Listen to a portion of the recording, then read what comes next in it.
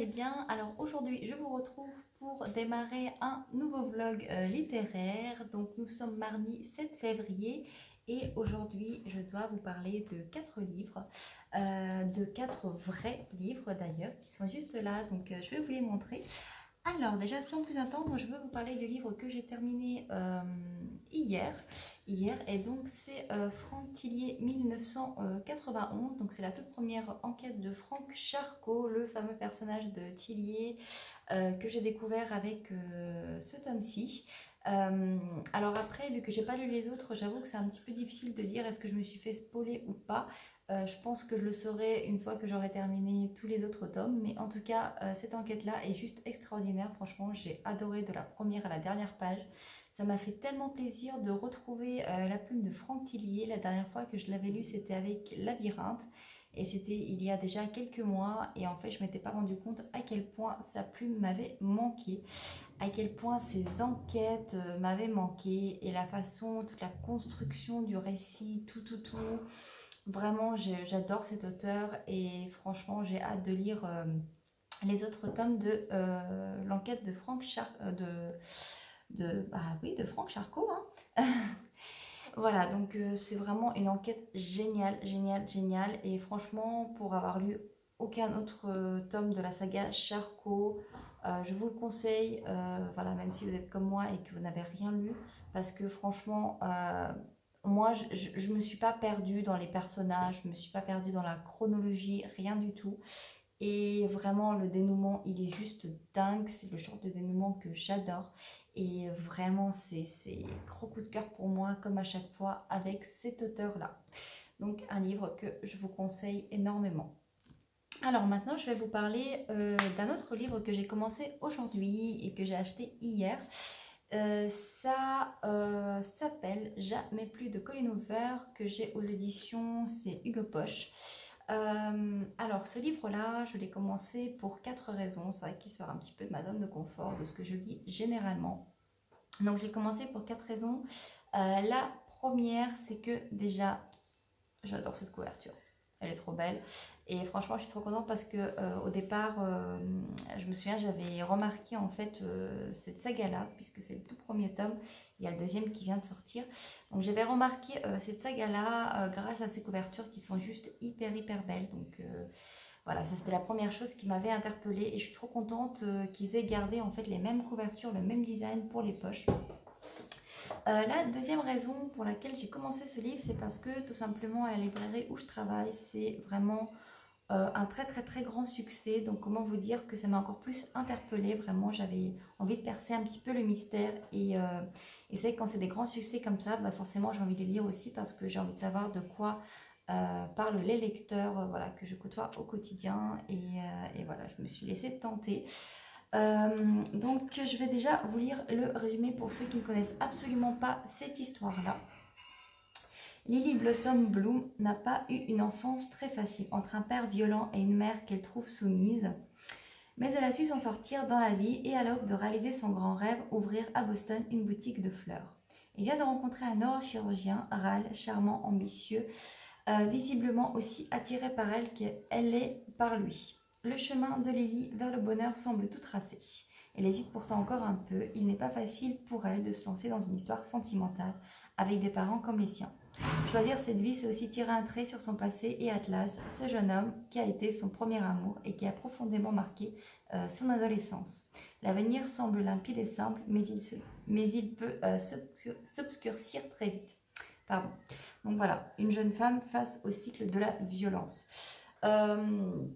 Donc également une autre raison qui m'a poussée à choisir ce livre, c'est aussi parce que c'était un grand coup de cœur pour ma sœur.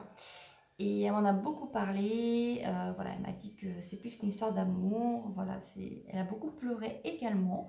Donc encore une fois, ça m'a beaucoup interpellée. Et la quatrième raison pour laquelle j'ai choisi ce livre, ah oui, voilà, c'est tout simplement parce que j'ai entendu dire, et puis je me suis aussi également un petit peu renseignée, que ce livre-ci sera adapté au cinéma et la réalisatrice ne sera autre que Blake Lively, que j'adore énormément. Et voilà, ça m'a donné encore plus envie de lire ce livre pour après regarder le film avec Blake Lively. Enfin, je sais pas si elle va jouer dedans, mais en tout cas, je sais que c'est elle qui le réalise. Enfin bref. Donc voilà pour ce livre-ci, la petite partie technique. Donc il fait un peu plus de 400 pages, on est sur à peu près 450 pages. Et je suis actuellement... oui, c'est un ticket de caisse, mon marque-page, tout simplement parce que je n'ai pas de marque-page. Je les ai tous laissés en France. Donc là, je suis à la page 126. Bah écoutez, pour l'instant, c'est vrai que c'est un petit peu dur de donner des conclusions. L'histoire, je pense que l'histoire ne fait que commencer. Voilà, on est encore entre ces deux personnages, Ryle et Lily. Donc ils se cherchent, voilà, ils se cherchent, ils se trouvent parfois, puis ils disparaissent de l'horizon pour mieux se retrouver. Donc voilà, pour l'instant, comme je vous disais, ça commence tout doucement. Après, vraiment, j'ai hâte de voir ce que ça va donner parce que, encore une fois, j'ai pas l'habitude de lire ce genre de livre-là et je sais absolument pas à quoi m'attendre. Donc tout reste à faire. Et je voulais également vous parler de deux autres livres dont j'ai fait l'acquisition aujourd'hui. Alors ils sont vraiment en très piteux état. Et la raison, c'est que je les ai trouvés dans une boîte à livres. Donc je ne sais pas si vous avez vu mon précédent vlog, mais j'en ai parlé de cette fameuse boîte à livres, cette espèce d'espace à livres avec les petites chaises et les petits fauteuils où on peut lire les livres et puis également les emporter à la maison. Et donc aujourd'hui, je suis passée à cette boîte à livres et j'ai trouvé deux livres qui, encore une fois, me faisaient de l'œil depuis très longtemps. Donc même s'ils sont en très piteux état, je suis contente de les avoir trouvés et je vais les garder, je vais les lire. Donc les deux, c'est des Olivier Norek. Donc le premier, c'est Sur tension aux éditions Pocket, qui est dans un état juste déplorable. Vraiment déplorable. Il y a, je crois que les premières pages, limite, elles sont en train de partir en lambeaux. Enfin, je sais pas ce qu'a connu en fait ce pauvre livre, mais vraiment, ça fait mal au cœur. Mais bon, un livre reste un livre, c'est les mêmes mots qu'il y a dedans. Et je me suis dit que j'allais fermer les yeux sur son état. Et voilà, j'économise quand même pas mal d'argent, sachant que ce genre de livre ici, en Nouvelle-Calédonie, voilà, c'est un pocket. Je crois que ce qu'il y a le prix dessus. Donc on est sur à peu près, je vais vous dire des bêtises, je pense qu'on sait, ouais, on va être à peu près sur 8,50 €, je pense. 8,50 €. Ici, ils sont à 1395 francs, donc on est à peu près sur 12 €. Voilà, pour vous donner à peu près une idée des prix des livres en Nouvelle-Calédonie, donc c'est pas rien. Même pour un livre de poche, c'est un petit budget. Et donc, avec ces deux livres-là que j'ai trouvés dans la boîte à livres, j'ai quand même économisé à peu près une vingtaine d'euros, ce qui n'est pas si mal que ça. Alors, je vais vous lire le résumé. Donc, sur tension. Cette sœur acceptera-t-elle le marché risqué qu'on lui propose pour faire évader son frère de prison? De quoi ce père sera-t-il capable pour sauver sa famille des 4 prédateurs qui se sont installés dans sa maison? Comment 5 criminels, un pédophile, un assassin, un ancien légionnaire serbe, un kidnappeur et un braqueur se retrouvent-ils dans une même histoire et pourquoi Coste fonce-t-il dans ce nid de vipères mettant en danger ceux qui comptent le plus pour lui? Des âmes perdues, des meurtres par amour, des flics en anges déchus, la rédemption passe parfois par la vengeance. Alors j'ai pas beaucoup compris ce résumé. Si ça se trouve, en fait, c'est le tome d'une saga et je n'étais pas au courant. J'ai l'impression que ça reste une saga parce que là, il nous parle d'un Coste. Donc, dites-moi, je vais me renseigner de toute façon.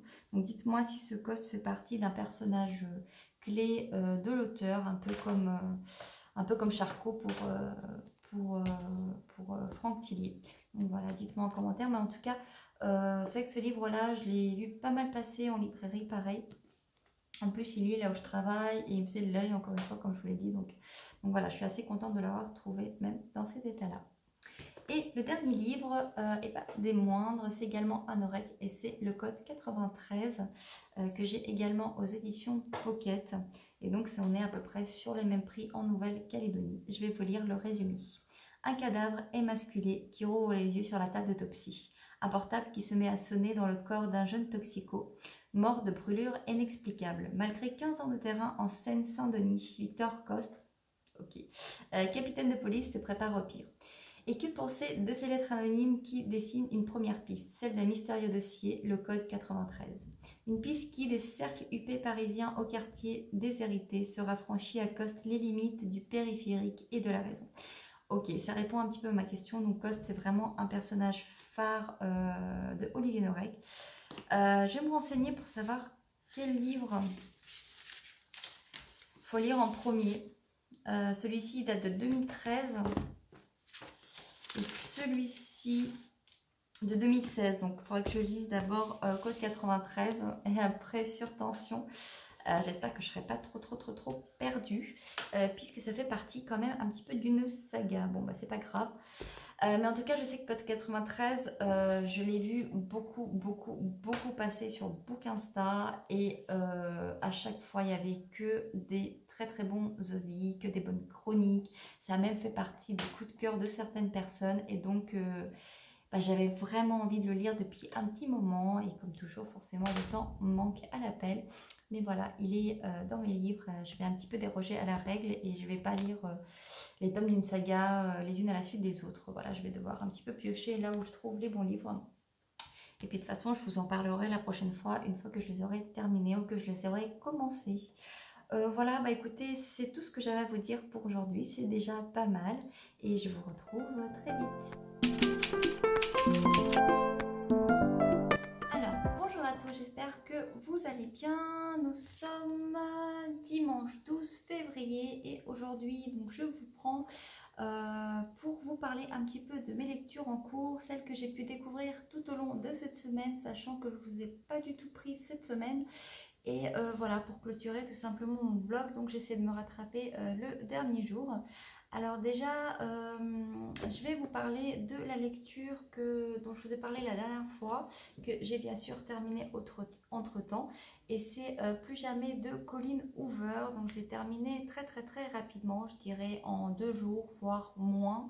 Alors, comment vous parler de cette lecture? Déjà, j'ai pas du tout l'habitude en fait de lire ce genre de romancier. Donc c'est de la new romance, on est plutôt dans la romance d'adolescents, voilà, à partir de 16 ans, voire moins, peut-être même 14 ans. Donc c'est vrai que j'ai pas du tout l'habitude d'avoir ce genre de lecture-là. Moi, je suis plutôt dans des thrillers.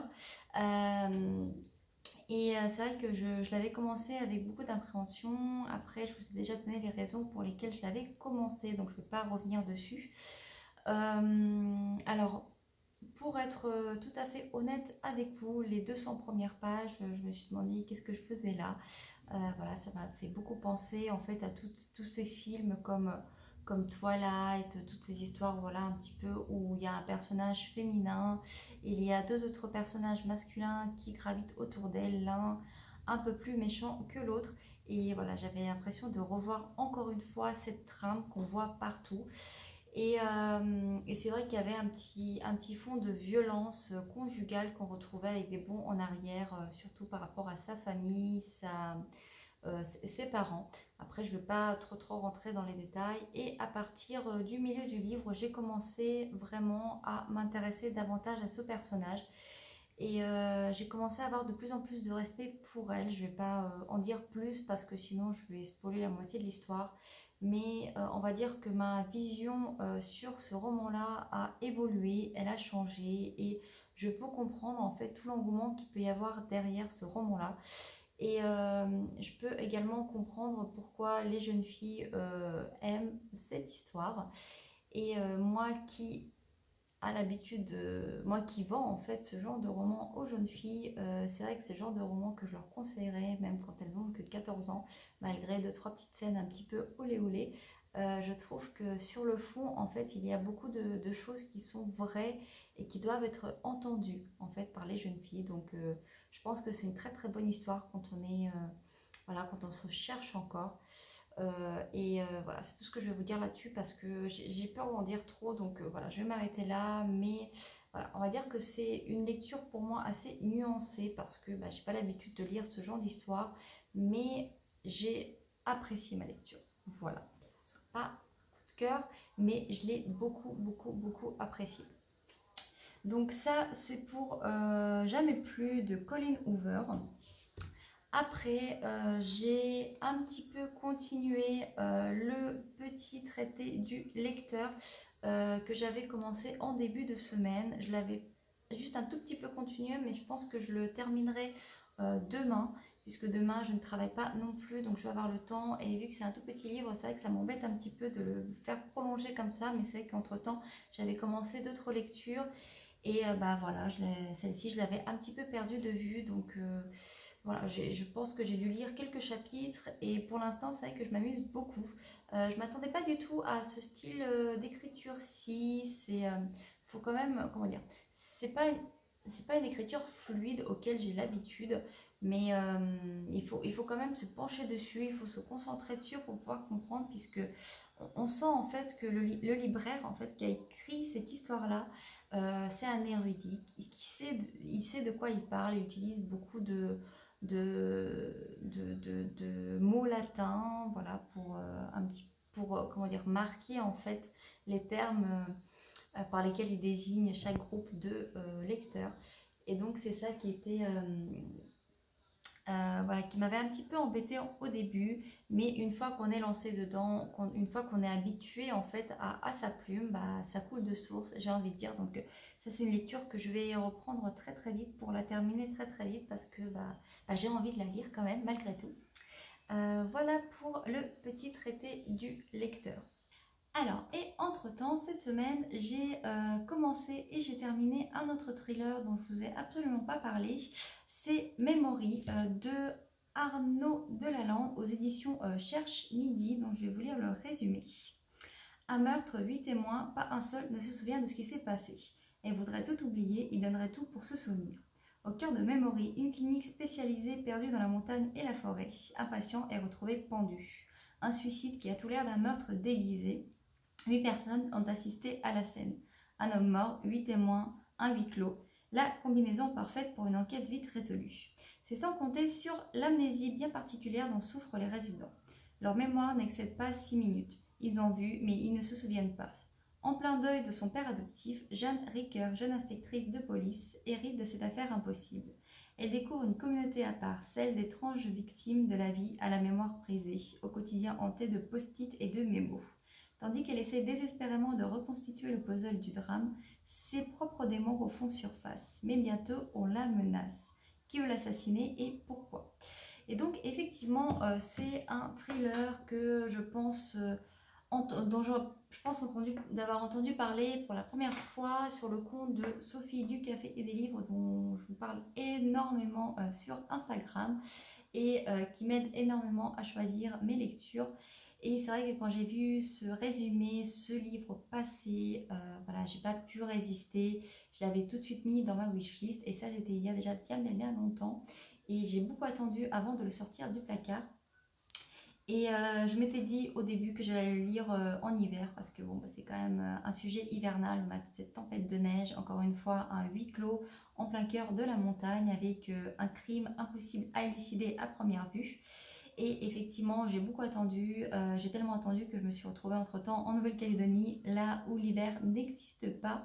Et donc c'était assez difficile déjà pour moi d'une part de me mettre dans l'ambiance, mais c'est vrai que c'est pas ça qui m'a gênée le plus, parce que effectivement ce thriller, j'en ai beaucoup attendu. Ce résumé, il me datait tellement que j'avais placé beaucoup d'espoir dedans. Et malheureusement, j'ai pas réussi à accrocher. En fait, j'ai pas réussi à me mettre dedans. J'ai pas réussi à me retrouver propulsée dans cette enquête, dans cet esprit en fait de mémoire inexistante en fait, qui s'efface toutes les 5-6 minutes. Et voilà, je pense que ça a été un petit peu un... C'est pas, comment dire, c'est pas une déception, mais c'est pas non plus un coup de cœur, alors que je m'attendais vraiment à un coup de cœur. Du coup, je suis plus déçue par rapport à ça et par rapport à mes attentes. Et après, ça reste voilà, une très bonne enquête, une très bonne idée. Mais voilà, malheureusement, il y a des choses dans cette enquête qui m'ont un peu refroidi, sans mauvais jeu de mots. Peut-être plus, je sais pas, le dénouement en fait. Je m'attendais pas à ça, je m'attendais à autre chose. Malheureusement, des fois, en fait, on attend quelque chose d'une enquête et finalement, le dénouement est complètement différent. Il part carrément dans un autre sens, dans des trucs politiques, géographiques, tout ce que vous voulez. Et malheureusement, en fait, on perd ce fil. Et moi, c'est ce qui m'est arrivé avec ce thriller-là. C'est un bon thriller. voilà, que je conseille, hein, parce que ça reste une très très bonne trame, l'idée elle est là. Mais moi j'ai pas réussi à accrocher, je sais pas, voilà, je pense qu'il y a plein de petits points qui ont fait que j'ai pas réussi à accrocher, mais, euh, mais voilà, c'est tout ce que je peux vous dire dessus. Petite déception pour moi, moi qui croyais aimer, et même avoir un coup de cœur, bah ça arrive, malheureusement ça arrive. Et, euh, et moi qui n'ai pas eu de déception depuis un petit moment, bah voilà, écoutez. Alors, écoutez, c'est tout ce que je peux vous dire sur Memory. Encore une fois, je ne vais pas vous en dire trop.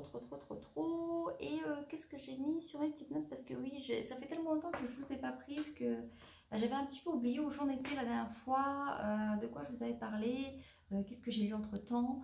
Et donc, je me suis fait des petits mémos. Alors, et donc, maintenant, je vais vous parler d'un thriller que j'ai commencé ce matin et dont j'ai déjà lu la moitié. C'est Code 93 de Olivier Norek avec ce joli marque-page ticket de caisse Auchan. Ceci n'est pas une vidéo sponsorisée. Je n'ai toujours pas trouvé de marque-page à mon goût. Olivier Norek. Alors déjà, je vais vous lire le résumé. Mais non, je suis bête, je vous ai lu le résumé la dernière fois que je vous ai prise. Donc comme ça au moins, vous savez de quoi je vais parler. Et donc ça, pour petit rappel, c'est le tome 1 de la trilogie sur l'inspecteur Coste, Victor Coste. Et donc je suis à la page 200, pile 200 sur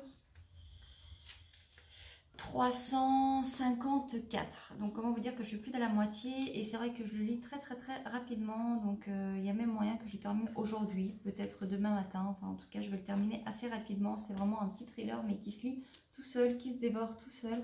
Vraiment j'adore cette enquête jusque là, elle nous mène un petit peu à des endroits un peu incongrus.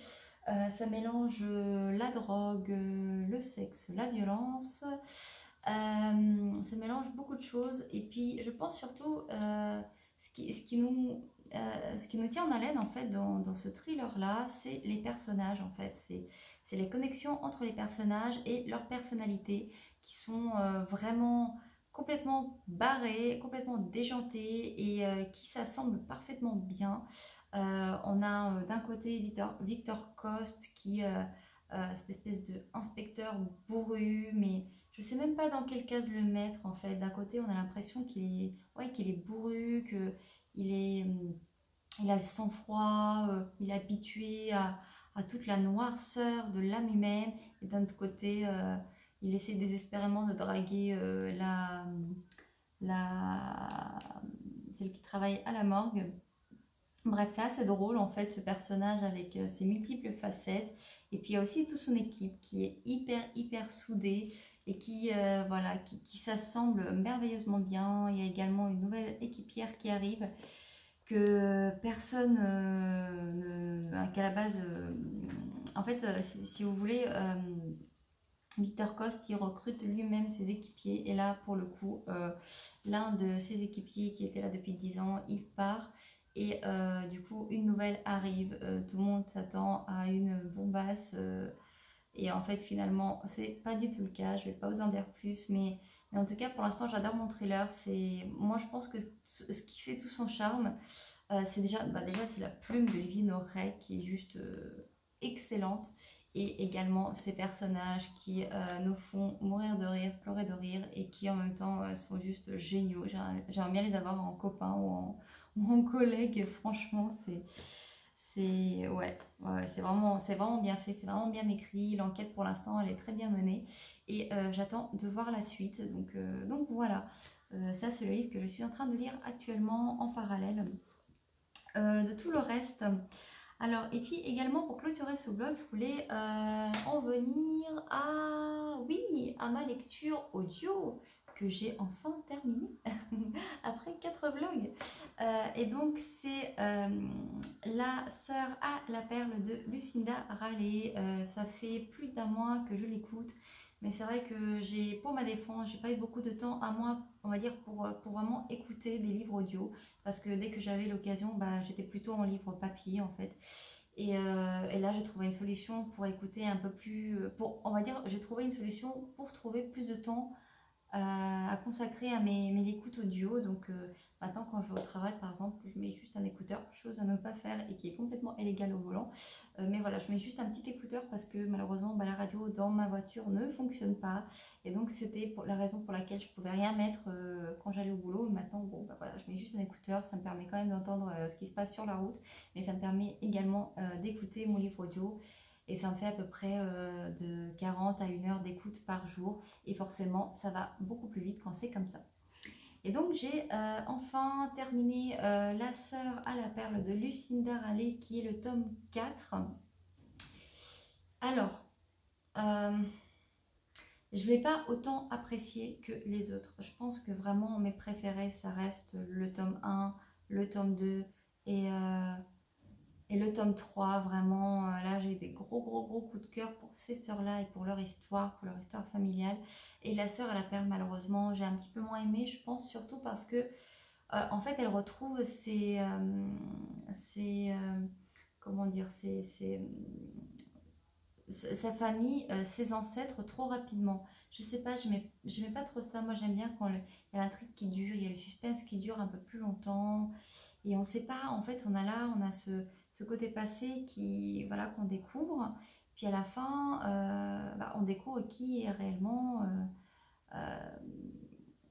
son ancêtre, quoi. Alors que là, en fait, on découvre sa famille très rapidement et finalement, après, il n'y a plus ce suspense-là. Et c'est ça que j'ai trouvé dommage. Et en plus, pour le coup, je ne saurais même pas vous dire qu'est-ce que j'ai le plus préféré, les chapitres présents ou les chapitres passés. Je crois que j'ai accroché ni à l'un ni à l'autre. Et c'est dommage. Voilà, c'est une très bonne lecture, mais sans plus. Après, cette sœur, elle reste quand même unique, hein, comme chaque sœur de Lucinda Raleigh. Mais voilà, j'ai pas eu le coup de cœur comme avec les autres. Et donc, entre-temps, j'ai commencé La sœur de la lune. Donc, pour l'instant, je ne suis qu'au début. J'ai peut-être écouté que 3 heures. Après, encore une fois, j'ai peur d'avoir encore ce sentiment-là, puisque très vite dans l'histoire, on découvre sa famille en fait.